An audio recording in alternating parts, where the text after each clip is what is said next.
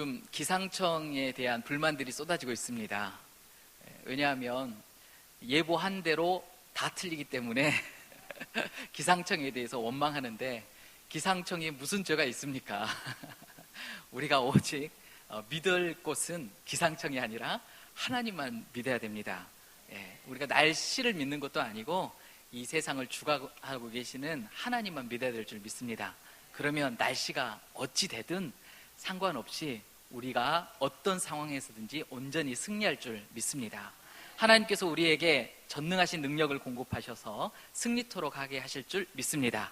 그래서 우리가 하나님께 덥지만 승리하게 하신 그 은혜에 감사의 찬양을 드리는 것입니다. 여러분, 그래서 이 날씨 같은 것에 지지 마시고 믿음으로 승리하는 자의 삶을 살아가시기를 부탁드리겠습니다. 옆에 계신 분들 눈을 한번 보세요. 승리하고 있는 용사의 눈 같지 않습니까? 이 시간에 주님 앞에 나오신 여러분이 바로 승리자이고, 하나님께서 잘하고 있다, 착하고 충성된 내 종이다, 내 자녀다, 그렇게 칭찬하실 줄 믿습니다. 이 시간에 또 말씀을 통하여 살아계신 하나님의 전능하신 능력을 체험하길 원합니다. 지난 시간에 우리 예정된 죄사함이라는 제목으로 함께 말씀을 나눴습니다. 죄사함, 하나님께서는 사람들의 죄를 용서해 주실 것 또한 창세 전에 미리 계획하셨다라는 말씀이었습니다. 하나님께서는 사람들이 죄를 범할 것을 미리 아셨다라고 하는 말씀이기도 하고, 또한 범죄할 때 막으시기보다는 사람들이 범죄하도록 방임하실 것 또한 계획 안에 포함시키셨다라는 것을 의미합니다.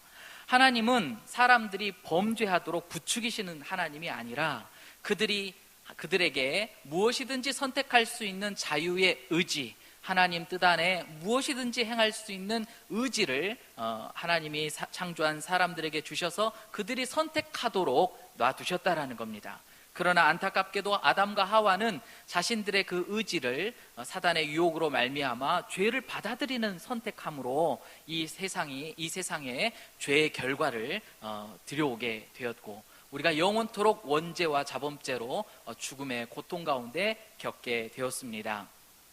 그런 상황들, 하나님께서는 그러나 그 모든 상황들에 대해서도 다 창세전부터 어떻게 구원하실 것인지에 대해 다 계획하시고, 그 계획대로 그 뜻 안에서 때를 따라 찬 경륜, 하나님의 정하신 뜻대로 이 땅에 그 죄를 용서하시기 위한 예수 그리스도의 모든 계획하심을 이루셨다라는 겁니다.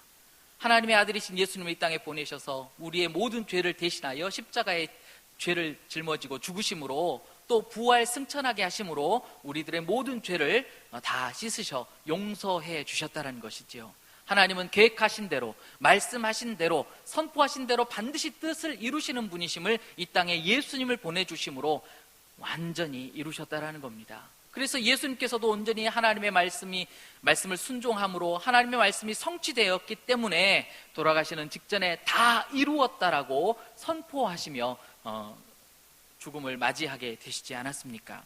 하나님은 모든 것을 다 이루셨습니다. 계획하신 대로 우리의 모든 죄 또한 다 용서하셨습니다. 그런데 우리들은 그런 하나님을 오해해 왜 하나님은 그렇게 하셨습니까? 하나님은 이 세상을 창조하신 것이 우리들이 고통과 고난 속에, 죄 속에서 힘들어하는 모습을 재미삼아 지켜보려고 하셨습니까? 라고 하는 그런 오해, 하나님에 대한 오해의 마음으로 여전히 어떤 상황 속에 고난과 고통이 임할 때 하나님을 원망함으로 우리는 자꾸 내 상황을 대변할 때가 많고 하나님을 원망하는 그런 존재로 대할 때가 많다는 겁니다. 왜 하나님은 그렇게 우리가 범죄함으로 죄의 고통을 겪게 하셨을까? 왜 굳이 그런 것들을 경험함으로 용서해 주시는 것을 통하여 또 우리들이 또 죄 용서하심을 경험하게 하셨을까? 의구심을 갖습니다. 그 의구심에 대한 답변으로 지난 시간에 함께 읽었던 로마서 11장 32절 말씀에, 하나님이 모든 사람을 순종하지 아니하는 가운데 가두어 두심은 모든 사람에게 긍휼을 베풀려 하심이로다 라고 말씀하심으로 우리의 그 오해를 풀어주셨습니다. 하나님께서는 모든 사람이 범죄하도록 하셨지만, 방임하셨었지만, 그러나 죄 용서함, 계획된 죄 용서함을 통하여 하나님께서 특별하게 베푸신 은혜가 있는데 모든 사람들에게 하나님의 긍휼하심을 부어주시기 위함이었다라는 겁니다. 그러면서 사도 바울이 로마서 11장 33절과 36절에 하나님을 향하여 찬양합니다. 깊도다 하나님의 지혜와 지식의 풍성함이여 그의 판단은 헤아리지 못할 것이며 그의 길은 찾지 못할 것이로다. 누가 주의 마음을 알았느냐? 누가 그의 모사가 되었느냐? 누가 주께 먼저 드려서 갚으심을 받겠느냐? 이는 만물이 주에게서 나오고 주로 말미암고 주에게로 돌아감이라 그에게 영광이 세세토록 있을지어다. 이렇게 하나님의 깊으신 하나님의 계획의 그 본심, 의도하심을 사도 바울은 깨닫고 하나님 앞에 영광을 돌렸습니다. 왜 하나님은 우리가 이 죄의 경험을 통하여 죄 용서하심의 은혜를, 긍휼하심을 입게 되었을까? 그저 우리가 잘못한 것을 용서해 주시기만을 하는 그 정도의 은혜가 아닌 더 깊은 하나님의 의도하심의 은혜가 있다는 것을 사도 바울은 깨닫고 찬양으로 영광을 돌렸습니다. 이 시간에 우리는 그 사도 바울이 깨달았던, 하나님을 높여드렸던 그 깊으신 하나님의 뜻의 의도하심을 우리도 또한 함께 깨달아 보길 원합니다. 하나님께서는 그 R.C. 스프롤 목사님은 하나님의 예정과 선택이라는 책에서 이렇게 이야기하고 계십니다. 선의 궁극적인 기준에 대해서 이야기할 때 선하다라고 하는 것에 판단받아야 될 기준에 대해서는 하나님의 법이다라고 그렇게 이야기하고 계십니다. 다른 말로 말하면 선한 것, 이 선행의 기준은 선행이라고 하는 것은 하나님의 법에 대해서 복종하는 것이다 라고 이야기를 하고 계십니다. 그런데 선행은 하나님의 법에 복종하는 것만으로 끝나지 않고 그 안에 더 깊은 단계가 있다라고 이야기하는데, 선행을 하나님이 판단하실 때 하나님께서 제정하신 법, 하나님이 말씀하시는 법을 지켰느냐 지키지 않았느냐를 판단하시지만 하나님은 더 깊숙이 사람의 중심까지도 심판하신다라고 이야기하고 있는 것입니다. 그 말은 무슨 말이냐? 하나님께서 말씀하셨을 때 모든 사람들이 하나님의 말씀을 들었을 때 선을 행했구나라고 사람들은 생각하기 쉽지만 하나님은 그 안에 더 깊은 한 단계, 사람의 중심까지도 판단하시는 단계가 있다는 겁니다. 그의 마음이, 그가 하나님의 말씀을 순종하지만 그가 어떤 행동을 취했을 때 그가 어떤 행동을 취하게 된 동기가 무엇인가까지 살펴보신다는 거예요. 그가 비록 하나님의 말씀은 잘 지켰지만 그의 중심에 하나님을 사랑하기 때문에 하나님의 말씀을 순종했느냐, 아니면 다른 의도가 있기 때문에 하나님의 말씀을 순종했느냐까지도 판단을 하신다는 겁니다. 여러분, 하나님께서 그래 넌 참 선행을 했다라고 인정해 주신다라면 그것은 곧 무엇을 이야기합니까? 그가 마음속으로부터 온전히 하나님을 사랑하기 때문에 그 행동, 하나님의 말씀에 순종하였다라는 것입니다. 다른 말로 말하면 그 둘 중에 어느 한 가지라도 부족하다면 하나님 앞에 선하다라고 인정받지 못한다라는 거예요. 우리가 아무리 하나님께서 주셨던 말씀을 열심히 지켰어도 그 모든 마음의 동기가, 그 마음에 그 행동을 하고자 하는 내 동기가 나는 하나님을 정말로 진실되이 사랑하기 때문에 나는 말씀에 순종함으로 시작되지 않았다라면, 그가 아무리 열심히 완벽하게 하나님의 말씀을 순종했어도 하나님은 불법을 저질렀다, 너는 선한 행동을 하지 않았다라고 판결을 내리신다는 것입니다. 그래서 하나님은 성경에 선을 행함이 사람들에게 없다라고 판단을 하셨던 것입니다. 물론 하나님께서 처음 창조하신 아담과 하와가 죄를 받아들이기 전까지는 그가 온전히 하나님 앞에 선을 행할 수 있는 존재였습니다.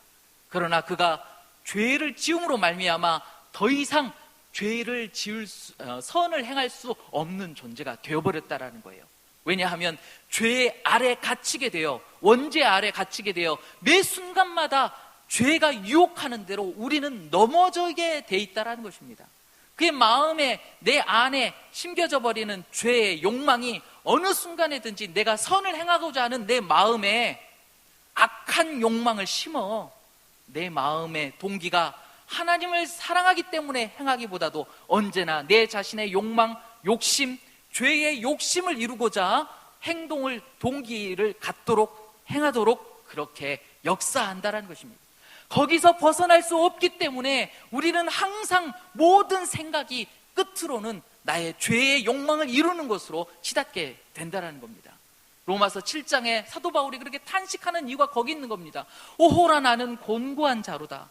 나는 정말 선을 행하길 원하나 내 안에, 육체 안에 있는 죄가 나를 사로잡아 죄의 법 아래로 나를 끌어오는 것을 나는 지켜볼 수밖에 없다.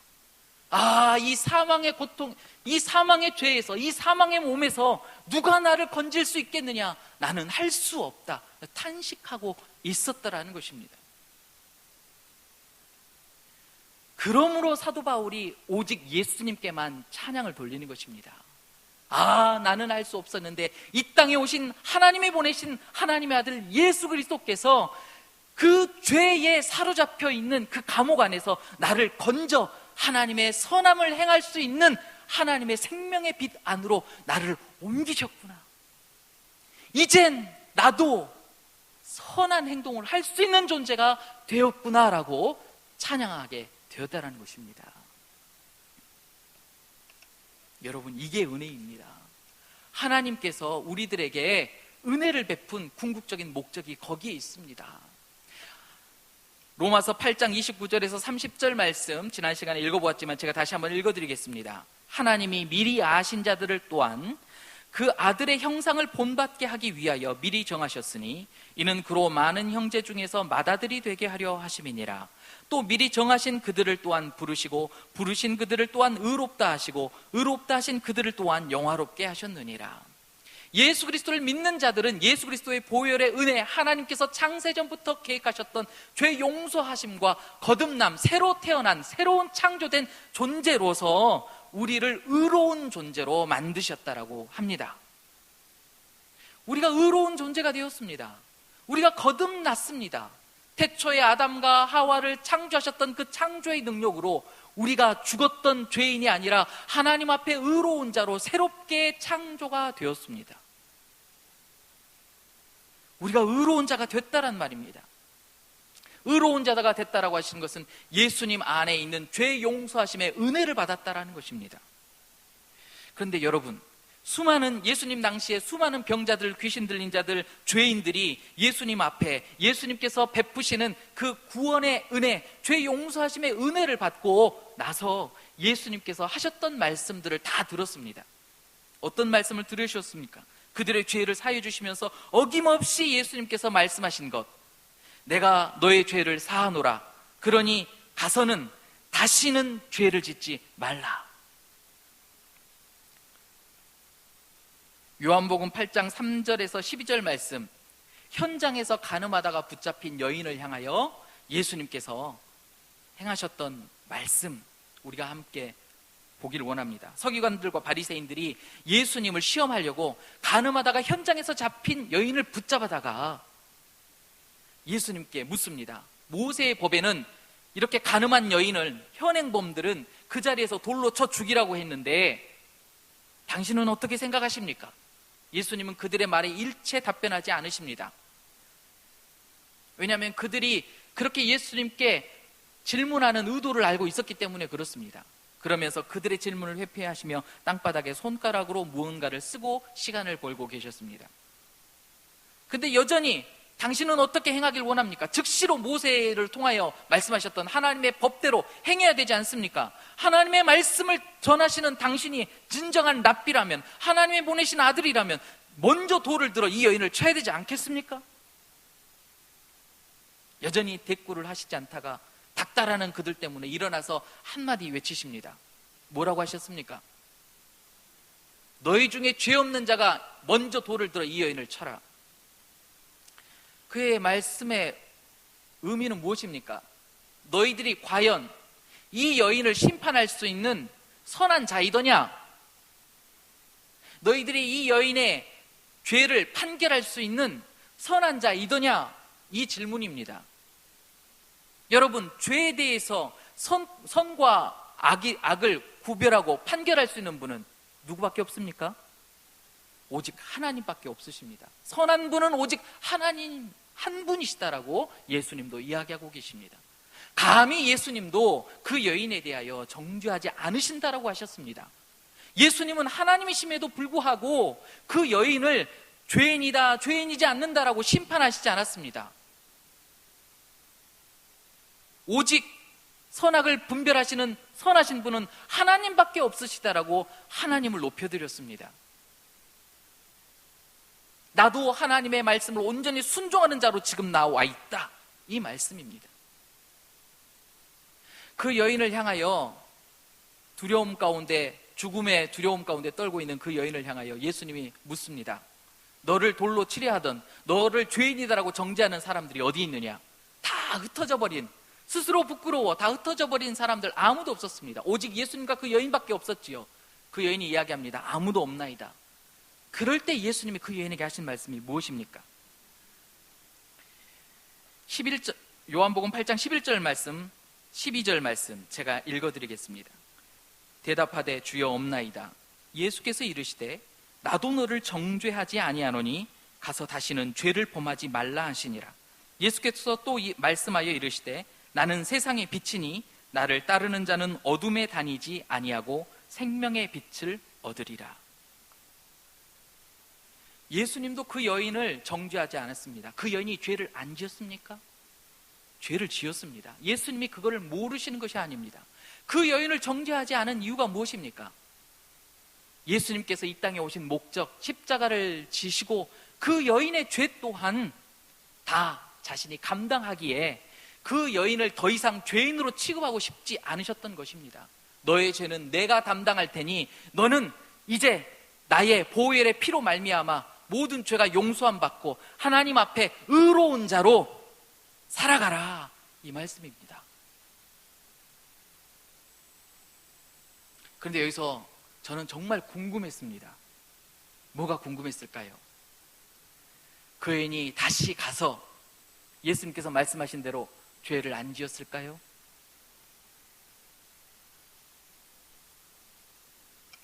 그 여인이 예수님께서 말씀하신 대로 새로운 생명의 기회를 얻거나 하나님의 의로운 자로 거듭난 이후에 그 여인이 삶의 현장으로 돌아가서 죄를 안 지었을까요? 다시는 죄를 안 지었을까요?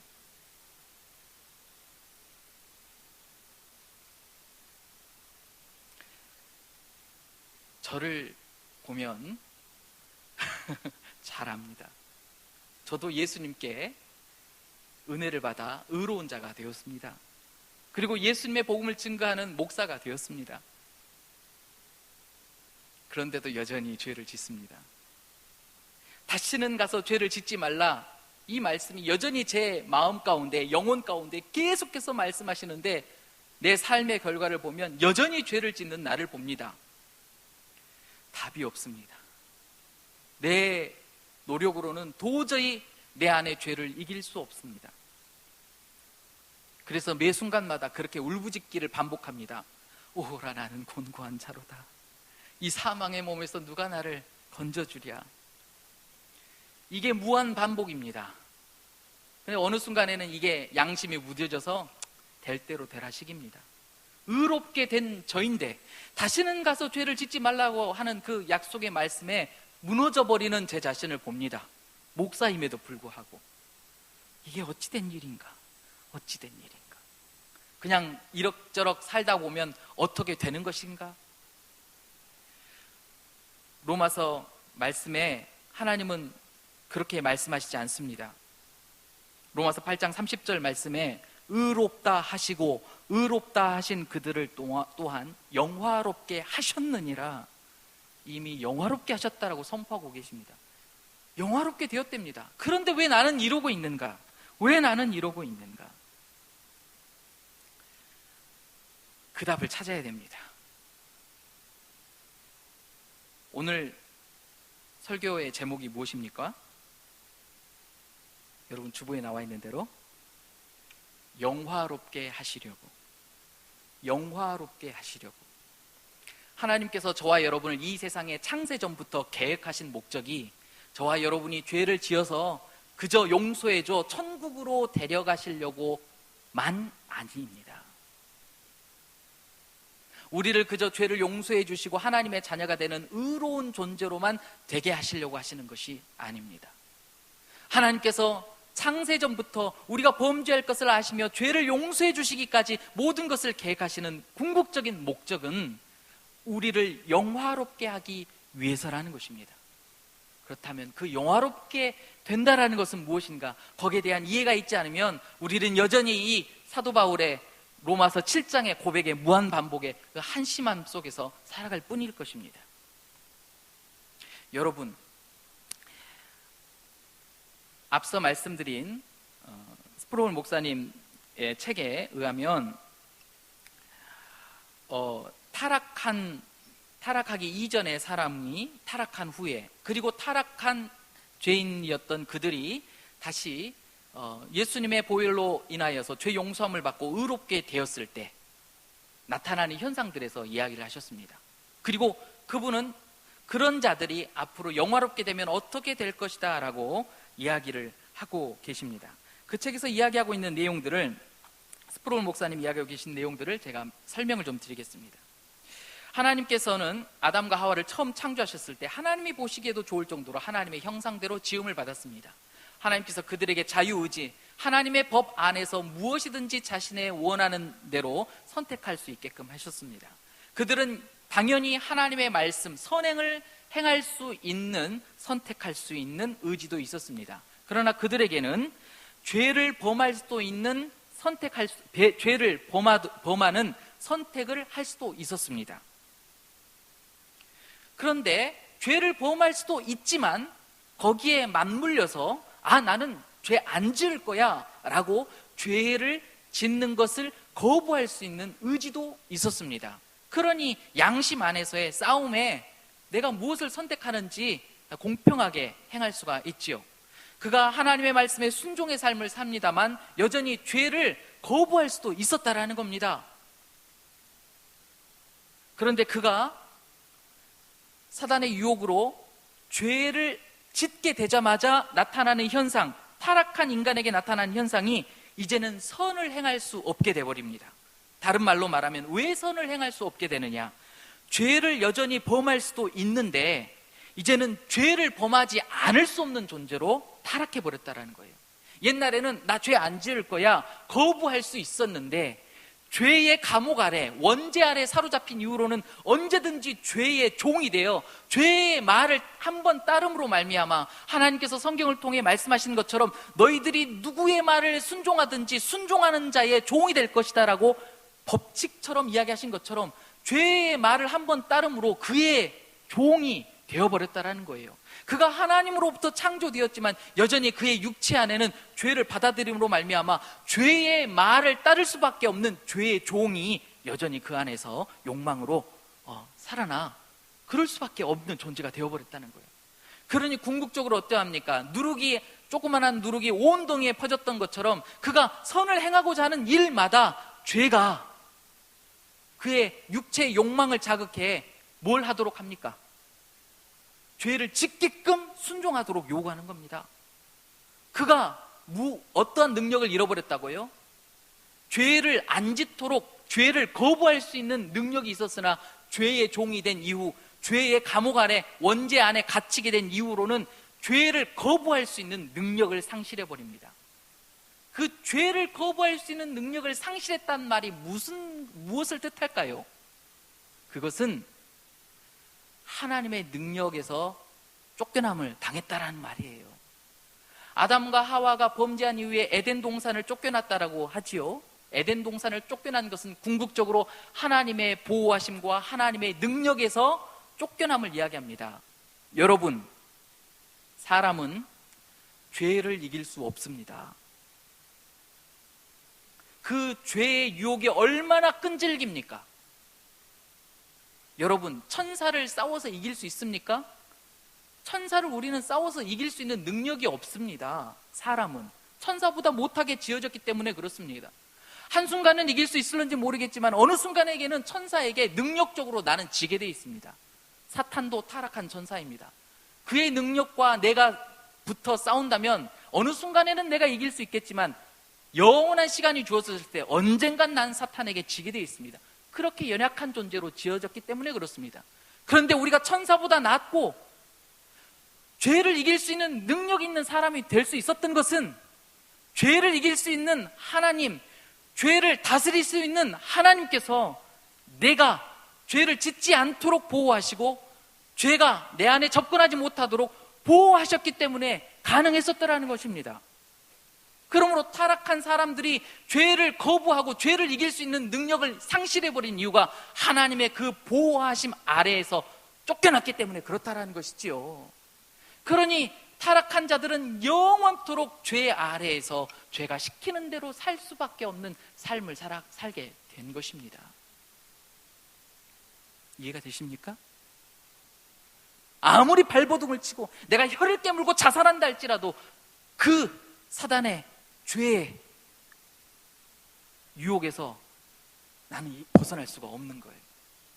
그런데 예수님이 이 땅에 오셔서 그 모든 값을 치르시고 예수님을 믿는 자마다 그 감옥에서 건져 하나님 품 안으로, 예수님 품 안으로, 생명의 빛 안으로 다 옮기셨습니다. 그러므로 거듭나게 새롭게 창조하셨다는 말입니다. 예수님을 믿음으로 말미암아 거듭난 인간에게 한 가지 새롭게 창조된 게 무엇이냐? 태초의 아담과 하와를 창조하셨을 때처럼 하나님의 보호하심 아래로 옮겨주셨지요. 그러면서 생겨나는 게 어떤 능력이 생겨났을까요? 아담과 하와가 처음에 가졌던 능력, 죄를 안 지르려고 죄를 거부할 수 있는 능력이 생긴 겁니다. 그게 어떻게 가능합니까? 하나님의 보호하심 아래에 다시 들어왔기 때문에 그렇습니다. 예수님께서 저와 여러분이 죄 짓지 않고 죄를 거부할 수 있도록 새롭게 창조하시고 우리를 보호하시기 때문에 가능하다라는 것입니다. 그런데 여러분, 여기서 한 가지, 여전히 우리가 예수님을 믿음으로 말미암아 거룩한 존재, 거듭난 존재, 의인이 되었지만 여전히 한 가지가 더 남아 있습니다. 그 속성이 무엇일까요? 내 육체 안에 있는 죄의 유혹에 여전히 내 의지를 들여 죄 또한 범할 수 있는, 선택할 수 있는 그 의지가 여전히 내 안에는 살아 있습니다. 다시 말씀드려, 하나님으로 말미암아 거듭난 하나님의 자녀가 됐을 때, 새롭게 창조되었을 때 한 가지가 다시, 죽었던 한 가지가 살아나는데, 하나님의 은혜로 말미암아 죄를 안 지으려고 거부할 수 있는 능력이 생겼습니다. 죄가 유혹해도 선택하지 않은 능력이 내 안에 살아났다는 거예요. 그러나 여전히 한 가지 내게 있는 것은 또한 범죄할 수 있는 선택도 있다라는 겁니다. 그래서 내 안에 이 싸움이 있는 겁니다. 영적 전쟁이 이 안에서 일어나는 이유가 그렇습니다. 거듭남에도 불구하고 우리가 여전히 죄를 짓는 건 여전히 죄를 선택할 수 있는 의지가 내 안에 사로잡혀 있기 때문에 또 죄가 유혹을 하면 여전히 또 넘어진다라는 거예요. 그러나 내 안에서 선한 양심, 하나님이 새롭게 창조하신 선한 양심이 살아서 너 죄를 거부해야지 내 안에 양심을 찌릅니다. 너가 어떻게 살아야 되느냐? 너는 새로운 창조물이지 않느냐? 죄를 짓지 말아야지, 죄를 거부해야지, 죄를 이기고 살아야지 여전히 하나님의 보호하심에 이끌려가도록 내 안에 양심이, 새롭게 창조된 영혼이 싸우고 있더라는 겁니다. 내가 비록 여전히 거듭난 사람이 되어서 죄를 범할 수 있는 의지로 말미암아 범죄합니다. 그럼 어떻게 되는 걸까요? 여전히 예수님께서 하나님의 우편에서 저와 여러분을 위하여 대제사장의 역할을 하십니다. 여전히 연약하여 범죄한 저를 여전히 하나님께 구하여 믿음이 떨어지지 않도록 모든 죄를 용서하심으로 다시 하나님의 말씀대로 살도록 우리를 이끌어 주십니다. 그 은혜가 끊이지 않기에 저와 여러분이 계속해서 영화로운 삶으로 나아가고 있는 것입니다. 영원한 천국 새 예루살렘 성으로 들어가기까지 그 하나님의 보호하심에 이끌림 가운데 있게 되는 것입니다. 그 은혜를 부어주시는 거예요. 여전히 계속되게. 그런데 그래, 예수님께서 나를 보호하시니 언젠간 천국에 어차피 들어갈 거 아니야. 그러니까 이렇게 살다가 보면 예수님이 알아서 천국 들여다 보내시겠지. 이거는 하나님을 몰라도 너무 모르는 사람의 표현입니다. 어찌 보면 그가 정말로 구원받았는지 하나님 앞에 다시 한번 점검해 봐야 될 그런 마음의 태도입니다. 요한일서 3장 5절 6절 말씀에 예수님은 이야기하고 계십니다. 그가 우리 죄를 없애려고 나타나신 것을 너희가 아나니 그에게는 죄가 없느니라. 그 안에 거하는 자마다 범죄하지 아니하나니 범죄하는 자마다 그를 보지도 못하였고 그를 알지도 못하였느니라. 자녀들아, 아무도 너희를 미혹하지 못하게 하라. 의를 행하는 자는 그의 의로우심과 같이 의롭고 죄를 짓는 자는 마귀에게 속하나니 마귀는 처음부터 범죄함이라. 하나님의 아들이 나타나신 것은 마귀의 일을 멸하려 하심이라. 예수님이 이 땅에 오신 것은 저와 여러분을 죄를 용서하시고 구원하시기 위함이지만 마귀의 일을 멸하기 위한 목적도 있습니다. 마귀의 일이 무엇입니까? 저와 여러분을 범죄하도록 유혹하는 겁니다. 그것을 멸하여 이 세상에 여전히 죄 짓는 자들로 넘쳐나게 하는 그 일을 멸하시겠다는 것입니다. 다른 말로 말하면 저와 여러분의 죄를 없애시려고 오셨습니다. 여전히 우리는 육체 안에 죄가 있습니다. 육체의 영향을 받고 살아갑니다. 근데 그것을 멸하도록 예수님께서 일하고 계신다라는 것입니다. 예수님께서 죄를 용서해 주신 것은 단순히 의롭게 하기 위함만이 아닙니다. 예수님께서 우리의 죄를 용서하시고 의롭게 하신 목적은 우리가 다시는 죄를 짓지 않도록 하시기 위함입니다. 죄를 이기는 자가 되도록 하시기 위함입니다. 그저 죄만 용서해 준 걸로 끝난 것이 아니라 저와 여러분이 죄를 거부할 뿐만 아니라 죄를 이기는 자, 다시는 죄를 짓지 않는 자로 살아가도록, 그런 자가 되도록 하시는 것이 예수님이 이 땅에 오신 목적이라는 것입니다. 그것을 영화롭게 하신다라는 것입니다. 우리를 영화롭게 하시기 위함입니다. 우리가 그렇게 할 수 있도록 하시기 위하여 이 땅에 오셨다라는 것입니다. 여러분, 하나님께서는 성경 말씀을 통하여 선포하십니다. 하나님께로부터 난 자는 죄를 짓지 않는다랍니다. 요한일서 3장 9절에서 10절 말씀, 하나님께로부터 난 자마다 죄를 짓지 아니하나니 이는 하나님의 씨가 그의 속에 거함이요 그도 범죄하지 못하는 것은 하나님께로부터 났습니다. 이러므로 하나님의 자녀들과 마귀의 자녀들이 드러나나니 무릇 의를 행하지 아니하는 자나 또는 그 형제를 사랑하지 아니하는 자는 하나님께 속하지 아니하니라. 우리는 서로 사랑할지니 이는 너희가 처음부터 들은 소식이라. 여러분, 하나님께로부터 난 자는 죄를 짓지 않는다라고 했습니다. 그러면 여러분은 어떤 자입니까? 하나님께로부터 난 자입니까? 하나님께로부터 난 자가 아닙니까? 하나님께로부터 난 자만 아멘 하십시오. 네, 아멘 하셔야죠. 예수님을 믿는 자들 아니십니까? 그러면 저와 여러분은 어떤 자로 하나님이 새롭게 창조하셨습니까? 죄를 짓지, 제가 여러분을 이해합니다. 나도 답변 못했어요. 그러나 자신 있게 이야기해야 됩니다. 하나님의 말씀의 선포대로 아멘으로 받아야지요. 하나님께로부터 난 자, 예수 그리스도로 말미암아 거듭난 저와 여러분은 어떠한 자입니까? 죄를 짓지 않는 자입니다. 아멘입니까? 아멘입니다. 그렇다면 어떻게 해야 되는가? 여전히 나는 아직 영원한 천국에 들어가기 전에 거듭난 자로 확신하는데도 불구하고 죄를 짓는데 나는 왜 이런가? 이 문제를 이제 해결해야 되겠죠? 다시 한번 짚고 넘어가겠습니다. 저와 여러분은 죄를 짓는 자입니까? 죄를 안 짓는 자입니까?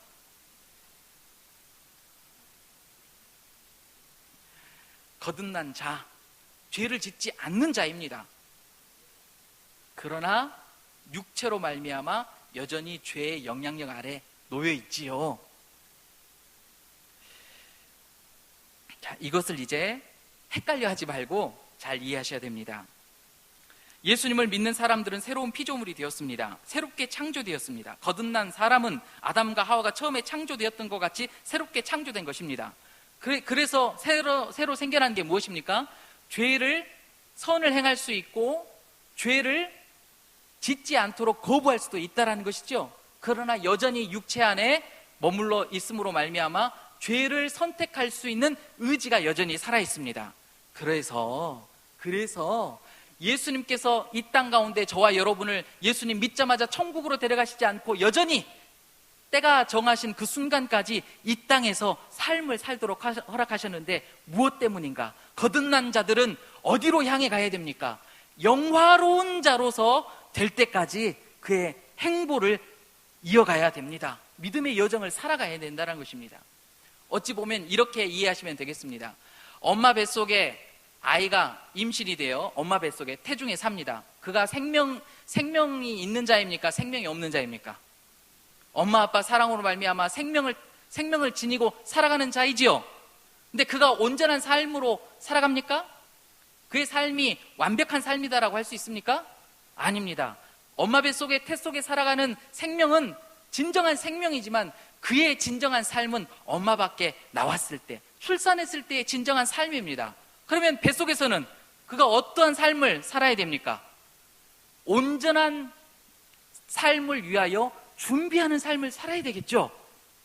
이렇게 이해하시는 것이 이해가 도움이 되실 것입니다.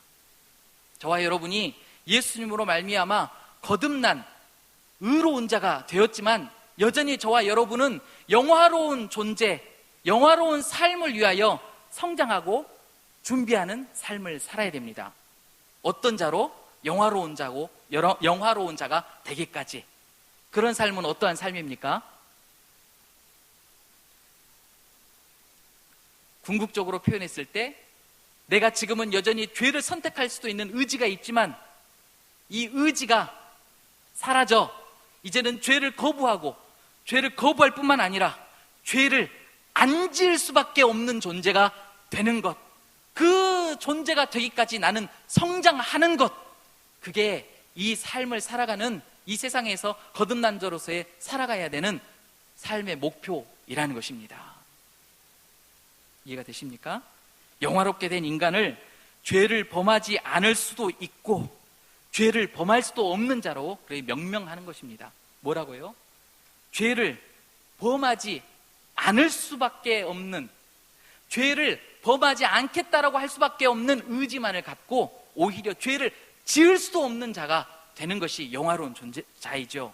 그런 자가 되기까지 우리는 거듭난 자로서, 의롭게 된 자로서 영화로운 자가 되기까지 열심히 죄를 이기는 삶을 살아가야 되는 것입니다. 영화롭게 변화됨이 필요합니다. 요한일서 4장 19절 21절 말씀에 그 방법을 우리에게 말씀하고 계시는데, 우리가 사랑함은 그가 먼저 우리를 사랑하셨습니다. 누구든지 하나님을 사랑하노라 하고 그 형제를 미워하면 이는 거짓말하는 자니 보는 바 그 형제를 사랑하지 아니하는 자는 보지 못하는 바 하나님을 사랑할 수 없느니라. 우리가 이 계명을 주께 받았나니 하나님을 사랑하는 자는 또한 그 형제를 사랑할지니라. 하나님을 사랑한다고 하면서 형제를 미워하면 거짓말장애입니다. 이 사람은 어떤 사람입니까? 아직 하나님을 사랑하지 않는 사람이라고 합니다. 그 말은 무슨 말입니까? 아직 그가 영화롭지 못하게 된 존재라는 것입니다. 어찌 보면 그가 아직 하나님께로부터 죄 용서함을 받는 의로운 자가 아닐 수도 있다는 말입니다. 그가 아무리 하나님의 말씀을 잘 지키지만 그의 중심이 형제를 사랑함에 있지 않으면 하나님을 사랑하는 그의 삶이 아니라고까지 정죄하고 있습니다. 준비한 말씀을 다 전하면 아마 시간이 30분은 더 지날 것 같아서 여기서 마무리하고 부족한 건 다음 시간에 하겠습니다. 오늘 말씀에 대해서 마무리하겠습니다. 저와 여러분 예수 그리스도로 말미암아 의로운 자가 되었습니다. 그러나 여전히 죄를 거부할 수 있는 의지가 다시 생겨났지만 여전히 죄를 선택할 수 있는 유혹이 있습니다. 그러므로 완악한 죄의 유혹으로 우리 또 넘어집니다. 그러나 우리에게는 예수 그리스도의 대제사장이신 예수 그리스도가 있어 언제든지 하나님의 용서하심으로 새로운 삶의 기회가 주어집니다. 그러나 우리에게 새로운 삶의 기회를 주신 목적이 무엇입니까? 영화로운 자가 되기까지 하나님은 그 일을 멈추시지 않습니다. 그러므로 우리 또한 영화로운 자가 되기까지 하나님의 말씀에 순종하는 자의 삶을 살아야 될 줄 믿습니다. 우리에게 주신 새로운 삶의 기회를 헛되이 보내는 것이 아니라 영화로운 자가 되기까지 하나님의 말씀에 순종하는 자의 삶을 살아야 될 줄 믿습니다. 그런 자가 되실 줄 예수 그리스도의 이름으로 축복합니다.